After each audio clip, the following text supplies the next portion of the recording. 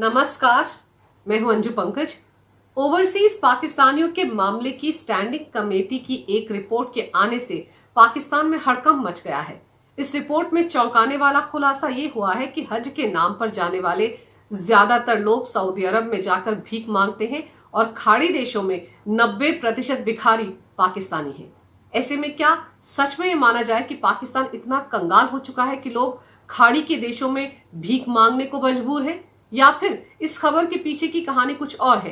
इन्हीं तमाम मुद्दों पर चर्चा करने के लिए इस वक्त मेरे साथ मौजूद हैं advocate Abhishek Mishra ji.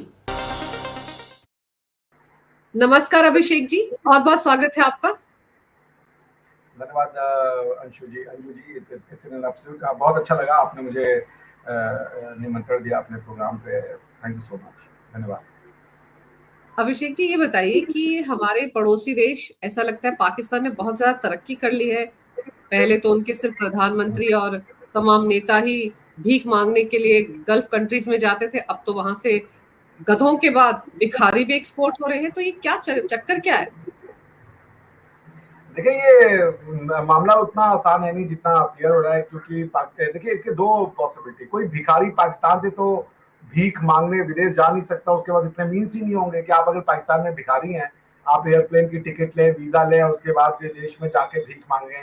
That is impossible. This is not a plausible explanation of the problem. एक ही संभावना है कि आपने घर बार बेचा, पैसे बेचे, कुछ भी किया, घर बार बेचा, पैसे इकट्ठा किए, आप पहुंचे अपने सो कॉल्ड इस्लामिक उम्मा में कि भाई मुझे वहां नौकरी मिलेगी।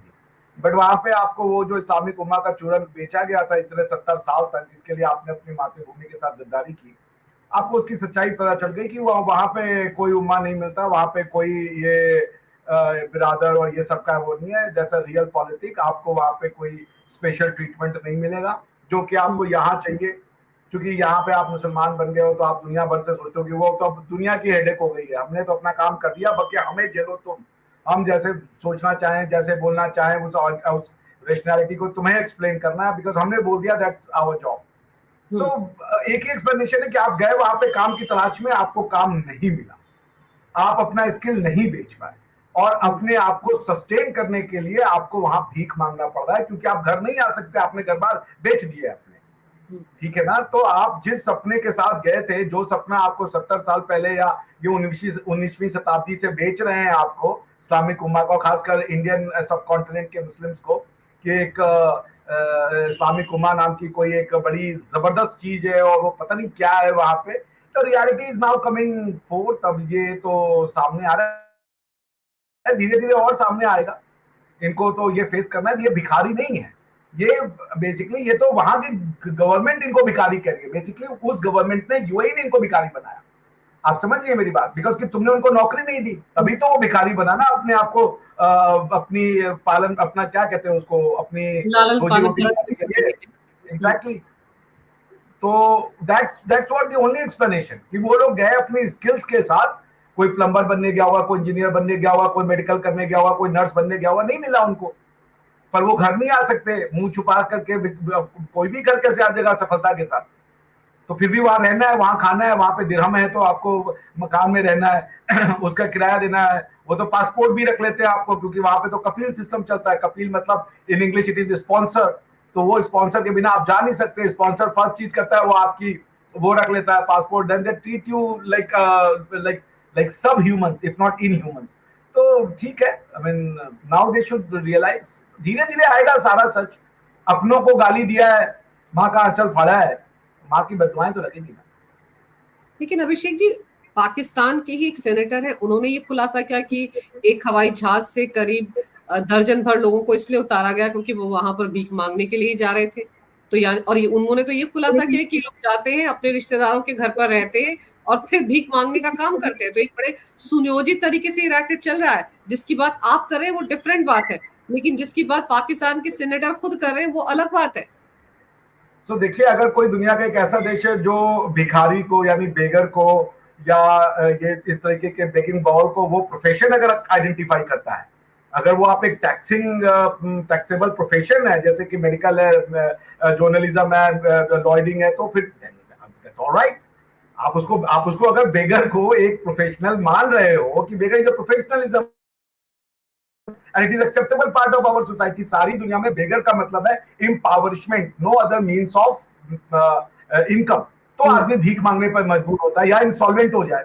पर आप ये कह रहे हो कि बकायदा लोग एयर, अब आप बताइए अगर मेरी एक्सप्लेनेशन गलत है, दुनिया का कौन सा भिखारी, अगर वो भिखारी है in the true sense of the word, तो वो एयर टिकट कहां से खरीद रहा है, तो वो भिखारी कैसे रह गया? The very moment he purchases a ticket you can not identify that person as भिखारी, उसको तो टैक्स रिटर्न फाइल करना पड़ेगा। हमारे यहाँ तो अगर आपने कभी एक आध फॉरेन की हवाई जहाज की वो की है, यात्रा की है, तो आप टैक्सेबल उसमें आ जाओगे, तो तुरंत आपके पास गवर्नमेंट का नोटिस आ जाता है कि भाई यू हैव गॉन अब्रोड, भले आप उसके टूरिज्म के पर्पज से ही गए हो। सो अगर सेनेटर साहब ये कह रहे हैं, इसका ये मतलब है, and the only plausible and rational explanation की begging is a professional activity जो पाकिस्तान में एक्सेप्टेबल है। मैंने सुना था एक ऐसी कहानी की, एक लड़की थी, उसकी शादी हुई, जिस परिवार में शादी हुई उसका महल रूपी घर था और बहुत बड़े अच्छे परिवार में शादी हुई, वो बहुत खुश थी, आगे 3-3 4-4 गाड़ियां थी, मगर वो बेचारी जब अपने शादी के तीसरे चौथे दिन उसने देखा कि उसके जो घर वाले हैं, माँ मतलब सास ससुर और पति जो है, वो अपना कपड़ा उपड़ा उतार करके और वो फटे हुए कपड़े बहन के और वो लिटरली भीख मांगने जा रहे हैं।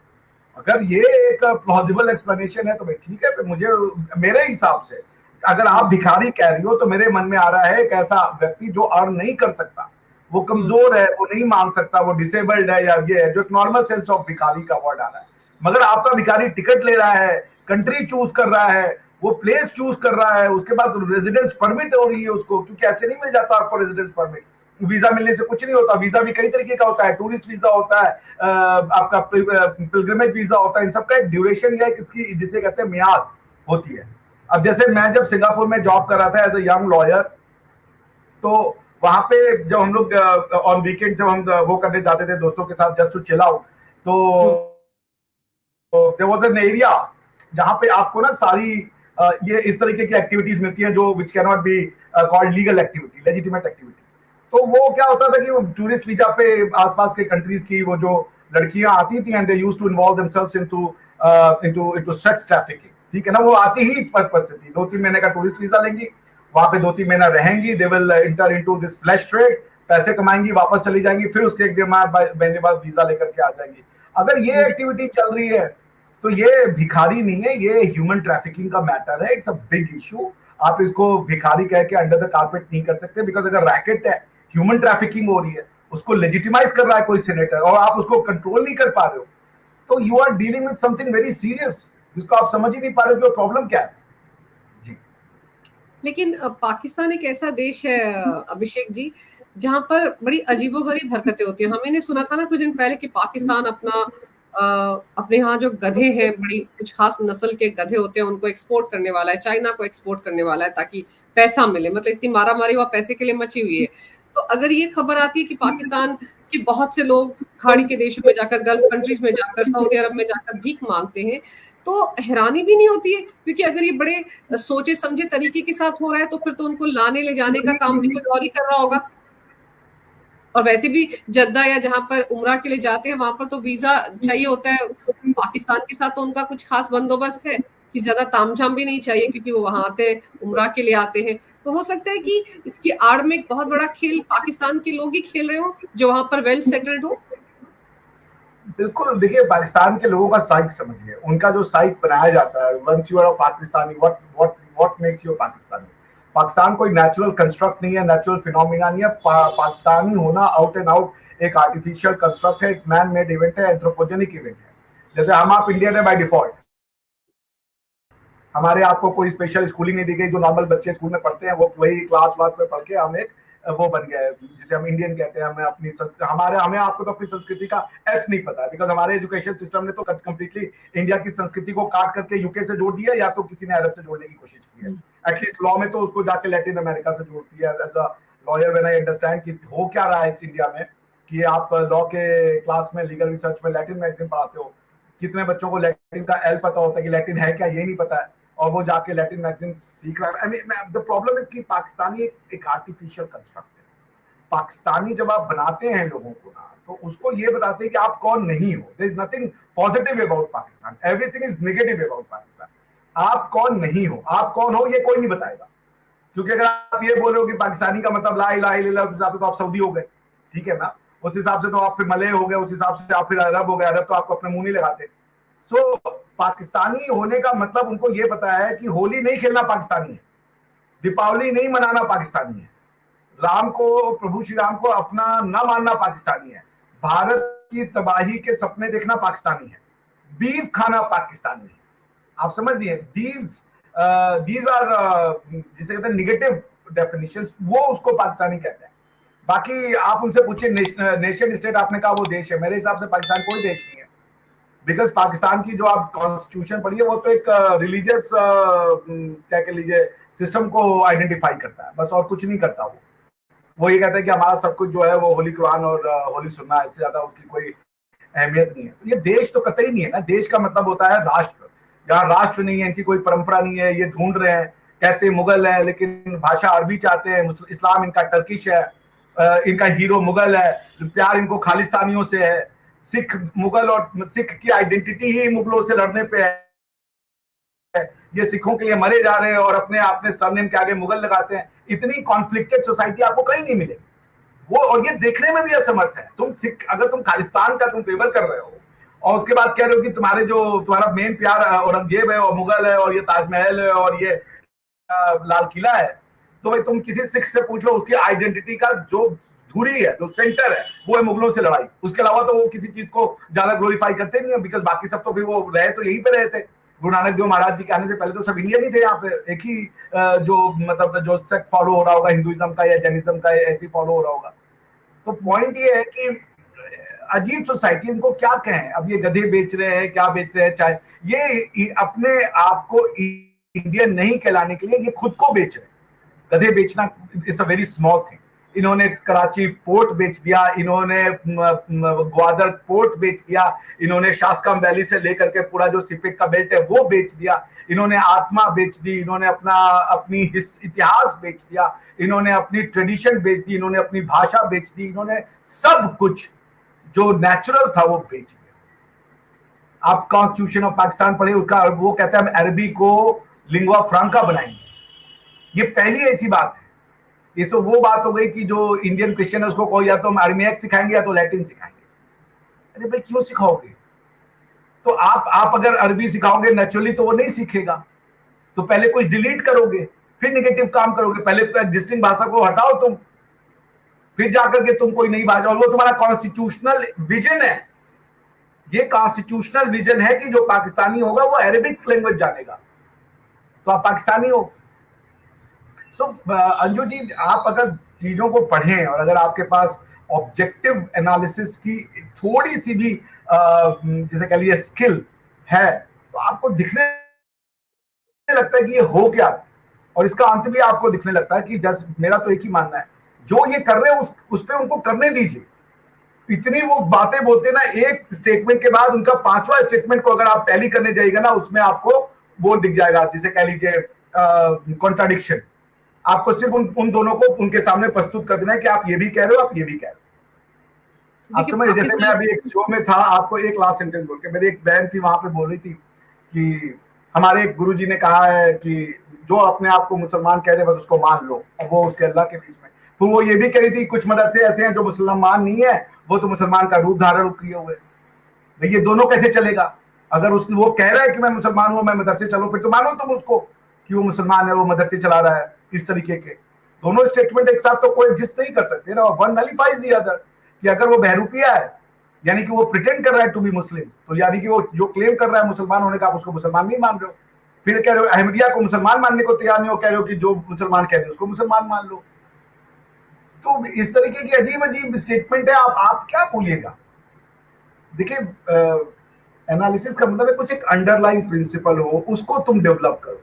अगर आपका कोई अंडरलाइन प्रिंसिपल नहीं है, जो मन में आना है बोल देना है बस, तो वो एक अजीब सा मकर जाल हो जाएगा। बिकॉज कि वो एक क्रॉनिकल, आप जिसे कहेंगे क्रोनोलॉजिकल या कोहेरेंट साइंटिफिक इंक्वायरी या साइंटिफिक अंडरस्टैंडिंग नहीं हो, क्योंकि आप बोलते चले जा रहे हो चीजों को और एक ऐसा मकर जाल बना रहे हो जिसका ना कोई सर है ना पैर है।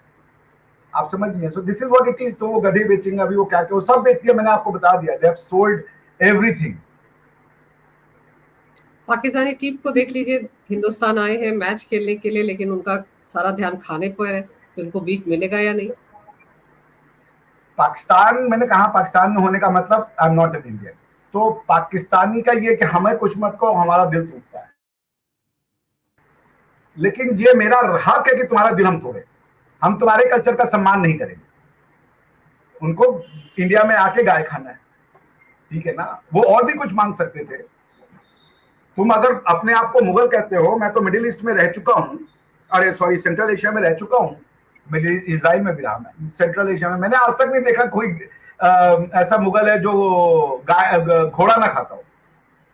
दे love to eat what you call horse, delicacy है वहां पे, वो उसको रियर भी करते हैं और फिर उसके बाद वो उसको खाते भी हैं। तो ये जो तुम्हारा, मैंने आज तक सुना सारे इंडिया के खाने मुगलों ने बताए हमें, हमें आपको तो कुछ नहीं पता था। हमारे जो इतिहास में चले जाए, हमें आपको कुछ नहीं पता था। बिरयानी वो लेके आए, खीर वो लेके आए, पकौड़ी हलवा ये वो सब लेके आए। हम आप कंदमूल खाने वाले लोग थे इनके हिसाब से।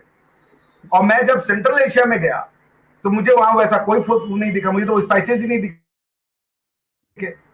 खाना स्पाइसी डाल दो तो वो तो लाल पीले हो जाते हैं, पसीने छूटने लगते हैं उनको।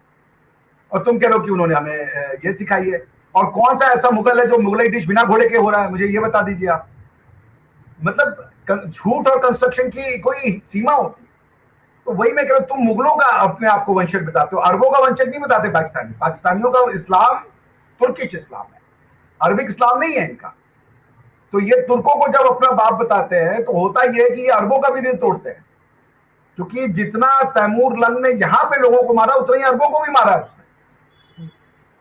ये जो ओटोमन एम्पायर या सल्तनत उस्मानिया जिसका ये दम्भ बढ़ते हैं, ये तो अरबों की छाती पे पैर रख के बना ना। तो सल्तनत उस्मानिया आधा यूरोप में था, आधा मिडिल ईस्ट में था, अरब उनके पैर के नीचे थे। अरबों का रिलीजन यूज करके अरबों को गुलाम बना दिया। तो तुम जो है आप इनका जो इस्लाम है वो है एंटी हिंदू। अरबिक जो है वो तो देखिए आपके दोस्त है ना आज के डेट में। हमारा और इस्लाम का पीस हो रखा है, क्योंकि आप देख ले मोहम्मद बिन सलमान साहब आके जफ्फी पाते हैं, अल नायान आके जफ्फी पाते हैं। उसके बाद अभी आपने मिडिल ईस्ट, इंडिया और यूरोप एक स्पाइस रूट भी तैयार करने का वो सब उठा लिया है। तो इनका क्या है, इनको ये कि कैसे इंडियंस को हम अपने आप को गाली देने को ये सोचते हम दूसरे को गाली दे रहे हैं।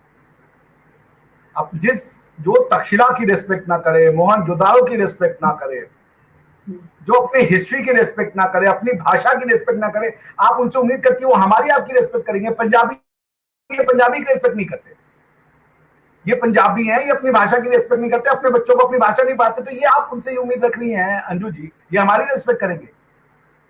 नहीं करेंगे। ये इनको बनाया ही गया है ना। देखिए कुछ थ्योरियां जो वर्ल्ड में आई, वो थ्योरी सेल्फ सस्टेन्ड नहीं थी।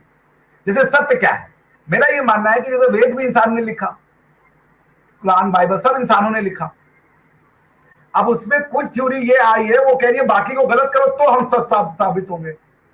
बाकी जो थ्योरियां थी वो सेल्फ सस्टेनेबल थी, वो खुद से सस्टेन कर गई, उनको दूसरों में कमी निकालने की जरूरत नहीं थी। तो हमारे आपके यहाँ पे जो पुण्य प्रवचन बोलते हैं बाबा जी लोग, वो बस अपनी कथा में व्यस्त रहते हैं, उनको दूसरे में क्या हो रहा पता नहीं चलता। इसका फायदा दूसरे वालों ने निकाल के वो आपकी 4-5 चीजें पकड़ के उन्होंने जो है अपने लोगों को ट्रेंड कर दिया कि देखो इनके में ये कमियां और हमारा इसलिए। तो in order to justify themselves they first had to identify your problems which they sorted out even wrongly. तो पॉइंट ये है कि आप इतने नेगेटिव हो कि वो नेगेटिविज्म अब आपको पॉजिटिविज्म लगता है, आपको समझ ही नहीं आता। आपको नेगेटिव होना ही पॉजिटिव लगता है, आपको अपनी हिस्ट्री का मजाक उड़ाना ही अब पाकिस्तानी होने की आइडेंटिटी है। बिल्कुल, और शायद यही वजह, अरब हो बिल्कुल अभिषेक जी, क्योंकि हम अगर किसी देश में जाएंगे तो हम इस बात का ख्याल रखेंगे कि हम वहाँ ऐसी कोई हरकत ना करें कि सामने वाले का दिल दुखे। लेकिन पाकिस्तानी की बेटी अगर हमारे देश में आई है और यहाँ आकर बीफ खाने की मांग करे, तो साफ दिखाता है कि वो यहाँ आकर हमें मतलब एक तरह से ह्यूमिलिएट करने की कोशिश कर रहे हैं कि हम तो ये खाते हैं, हमें यहाँ ये चाहिए। जबकि हम सबको पता है कि उनके घर में तो दाने भी नहीं है भुनाने के लिए, आटे की लाइनों में लगे रहते हैं, लेकिन भारत आए हैं तो इस तरह की हरकतें कर रहे हैं। पर चलिए, हम लोग तो मेहमान को सराहों पर बिठाते हैं और लिमिट्स में अगर मेहमान रहे तो हम उससे और ज्यादा अप्रिशिएट करते हैं। तो आपने इस मामले पर जो विस्तार से जानकारी मेरे दर्शकों को दी अभिषेक जी, उसके लिए आपका बहुत बहुत धन्यवाद। नमस्कार। भारत माता की जय हो। वंदे मातरम।